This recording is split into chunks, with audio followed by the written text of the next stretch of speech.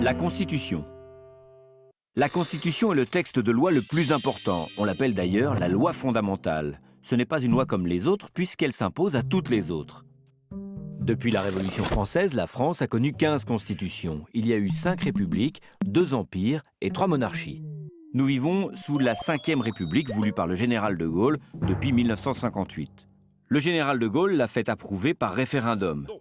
La Constitution définit le rôle du Parlement, du gouvernement, du président et du pouvoir judiciaire. La particularité de la 5e République, c'est qu'elle assure au président un large pouvoir. Il peut même dissoudre l'Assemblée nationale et convoquer de nouvelles élections législatives. Mais la Constitution n'est pas qu'une grande règle du jeu.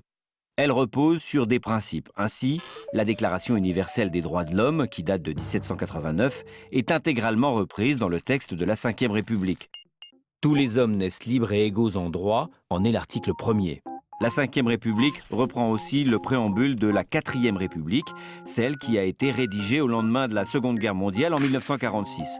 Ce préambule est très important parce qu'il fixe les règles qui caractérisent ce que l'on appelle le modèle français. Il y est proclamé des principes comme le droit de grève, le droit à l'instruction, mais aussi des droits que nous n'avons pas encore atteints comme l'égalité homme-femme ou le droit au travail pour tous. Cet ensemble de principes forme ce que l'on appelle le bloc de constitutionnalité. La Constitution est donc le socle de tout l'édifice politique et juridique du pays. Il faut que ce socle soit solide et stable. On peut changer la Constitution par petites touches pour l'adapter à l'époque, soit pour donner un peu plus de pouvoir au Parlement, soit pour se conformer aux règles européennes. On ne change pas la Constitution comme ça. 2 solutions. La première consiste pour le président à convoquer ce que l'on appelle le Congrès, c'est-à-dire les sénateurs plus les députés. Avec les 2 camemberts parlementaires, on fait un énorme coulommiers. Ça fait un peu plus de 900 parlementaires réunis au château de Versailles dans une grande salle prévue pour ça. La modification de la Constitution leur est soumise. Mais pour qu'elle soit adoptée, il faut qu'elle obtienne les 3/5 des voix. La majorité simple ne suffit pas. Deuxième solution, le référendum.